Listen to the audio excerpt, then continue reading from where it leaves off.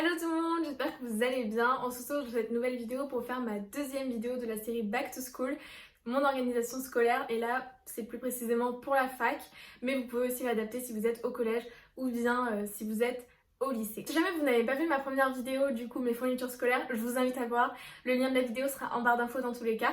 Et c'est parti.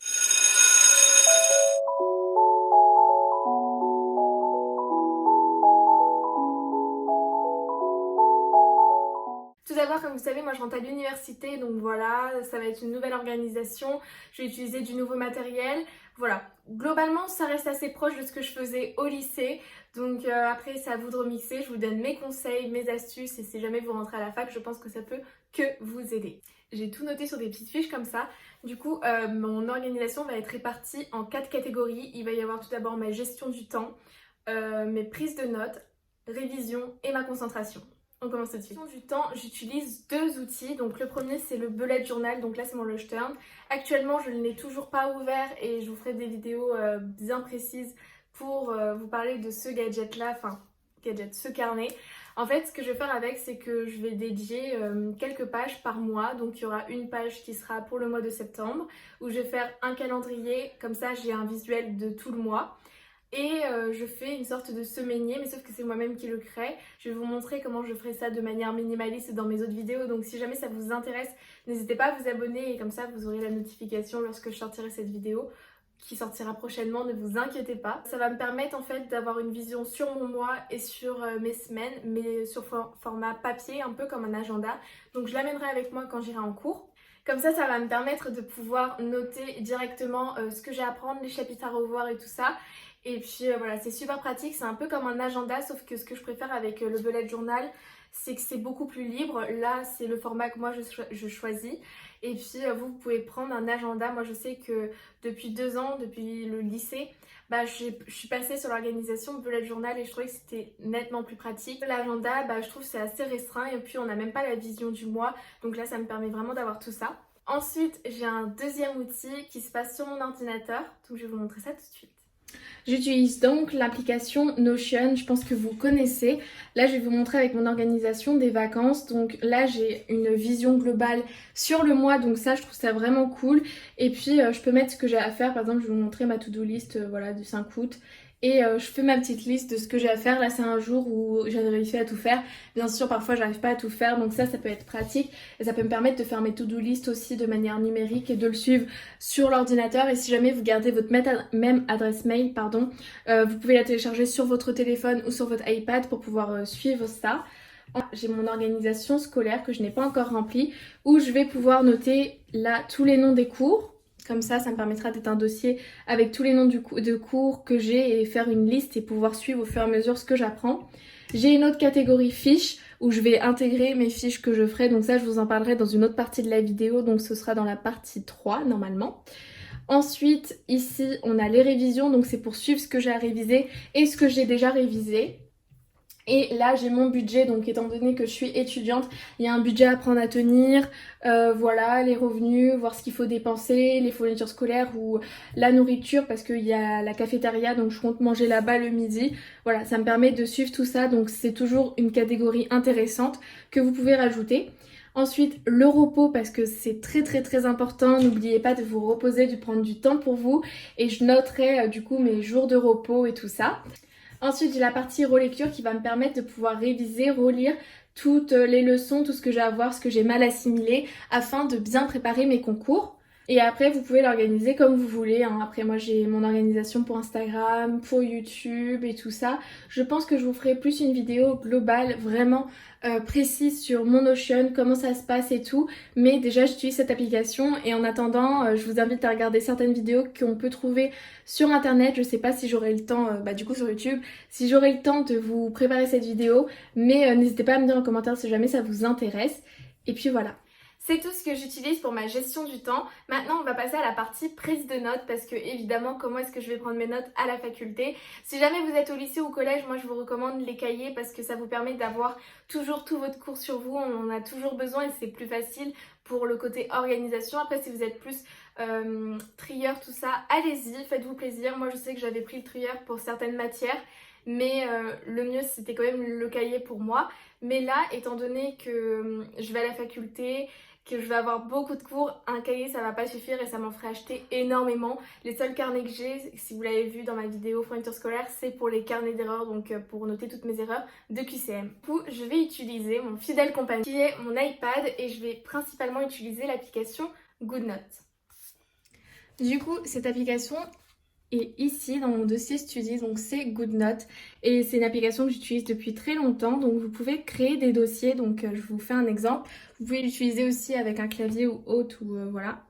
Donc imaginons que c'est anatomie. Vous créez votre dossier. Ensuite, là, on peut ajouter un bloc-notes. Hop là, j'ai pris quadrillé. Et c'est parti pour la prise de notes. Donc ça peut me permettre de la prendre à la main et je trouve que c'est peut-être plus pratique que de taper sur l'ordinateur, surtout pour les abréviations et tout ça. Mais par précaution, j'ai toujours mon ordinateur, mais je sais que ça va vraiment m'accompagner pour la prise de notes. Voilà, on peut choisir la taille du stylo qu'on a besoin. On peut choisir un stylo bic, pinceau, à plume lorsque vous écrivez. Et puis bah, c'est parti pour la prise de notes. Donc je sais pas moi... Voilà, merci. Et puis après, vous écrivez plus ou moins bien quand vous faites votre prise de notes. Et puis j'ai pris un plastique de protection effet papier. Je pense que ça s'entend. Et du coup, bah, ça c'est assez pratique parce que ça me permet d'avoir un toucher comme si c'était du papier. Et puis hop, vous levez comme ça et vous avez d'autres feuilles qui viennent et vous avez tout de conserver dessus. Et je trouve ça vraiment super pratique. Et du coup, voilà, cette application me correspond énormément. Vous avez plein de choses, vous pouvez ajouter des photos, vous pouvez ajouter du texte donc pour taper comme ça avec le clavier si jamais vous en avez. Et puis après, on a bien évidemment la gomme, donc ça c'est toujours très très pratique. Vous pouvez créer vos dossiers, voilà, mettre plusieurs notes et tout. Donc c'est plutôt pratique, ça coûte 9,99€ sur l'iPad en tout cas. Moi je sais pas s'il y a aussi sur les Android. Si jamais vous savez, n'hésitez pas à le dire en commentaire. Et du coup, bah... je sais que ça m'aide énormément et c'est 10€ mais après l'application vous l'avez pour toujours et voilà, je trouve ça super avantageux et vraiment cool. Vous pouvez même partager, faire des flashcards dessus. Voilà, c'est vraiment une super application. Dans mon organisation avec l'iPad, je vais transférer tous mes dossiers que j'ai créés sur GoodNotes sur mon ordinateur pour pouvoir les enregistrer dans mon disque dur ou bien j'enregistrerai directement de mon iPad vu que j'ai un adaptateur. Et voilà, donc ça c'est super cool parce que ça permet de conserver vos cours dans un disque dur, ce que je vous recommande. Et par la suite, moi, j'imprimerai mes cours que je rangerai dans des gros classeurs. On va maintenant passer à la partie des révisions. Comment est-ce que je compte réviser? Comment je vais m'organiser? Comment est-ce que j'ai pu réviser auparavant? Donc je vais tout d'abord utiliser les fiches de révision, donc faire des schémas. Je compte pas utiliser pour toutes les matières parce que je trouve que c'est un peu une perte de temps. Sauf si vous êtes au collège ou au lycée, je vous conseille de le faire en même temps que vous faites vos fiches. Voilà, c'est toujours mieux et c'est du temps de gagner. Et en même temps, ça vous permet d'apprendre au fur et à mesure. Donc je compte utiliser pour les matières comme l'anatomie, toutes ces choses-là, où il faut faire des schémas. Donc là, je ferai des fiches pour pouvoir les réviser beaucoup plus facilement. Sinon, je compte aussi utiliser les QCM, donc faire plein de QCM pour réviser et noter mes erreurs dans mes carnets d'erreurs.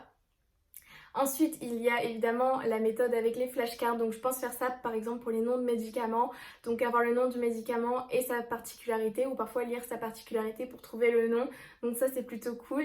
Et pour finir, j'utilise les stabilos. Et les stabilos, si jamais vous en utilisez, je vous conseille d'avoir un code couleur, voilà. Là j'ai fait un petit exemple de code couleur, je ne sais pas si c'est celui que je vais utiliser, peut-être que je vais l'arranger.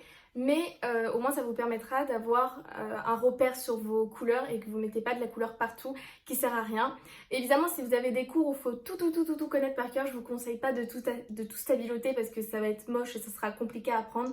Mais seulement de stabiloter ce qui est utile et ce qui doit ressortir de votre cours. Donc par exemple là j'ai mis le rose pour les formules, le bleu pour tout ce qui est important, le vert pour les médicaments, le jaune pour les dates, le orange pour les muscles qui sont compliqués à retenir et le mauve pour les maladies. Voilà, ça c'est un exemple de mon code couleur que vous pouvez adapter déjà à vos couleurs et à ce que vous apprenez à votre discipline. Voilà pour ma méthode. Je veux juste revenir rapidement sur les flashcards pour vous dire que vous pouvez utiliser le format numérique. Donc avec GoodNotes, il y a un truc où vous choisissez dans vos notes, vous pouvez choisir flashcard et là vous ferez vos flashcards et je trouve ça super cool.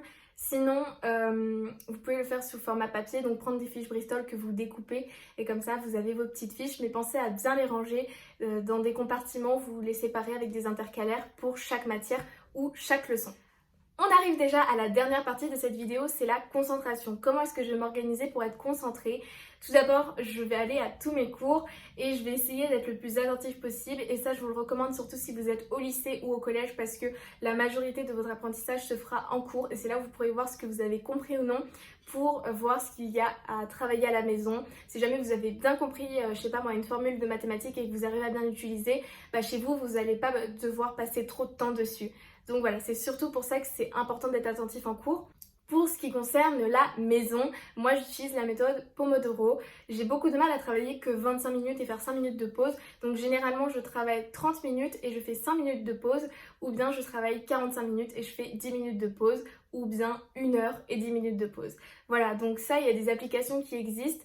Moi pour le coup j'utilise un minuteur qui est comme ça où je règle tout simplement mon temps. Par exemple, je veux travailler 60 minutes, je le mets et dès qu'il sonne, j'active un chrono de 5 minutes sur mon téléphone. En parlant du téléphone, j'utilise aussi, c'est très récent, l'application Forest que j'ai téléchargée sur mon téléphone. Je ne sais pas encore si je vais le télécharger sur mon iPad, mais ça permet de bloquer votre téléphone pendant un temps imparti. Et avec ça, vous pouvez utiliser la méthode Pomodoro sur les appareils Apple, comme moi, ce que je peux avoir.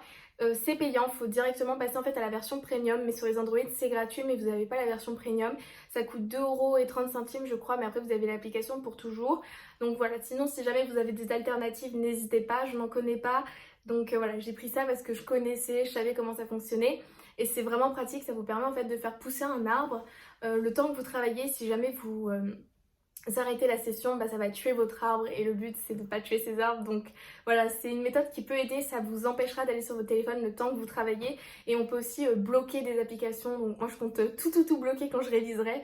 Et puis voilà, ça le désactive que quand c'est la pause du coup. Ensuite j'utilise autre chose que j'aime beaucoup, c'est les vidéos study que vous pouvez mettre, donc Lofi Study, tout ça.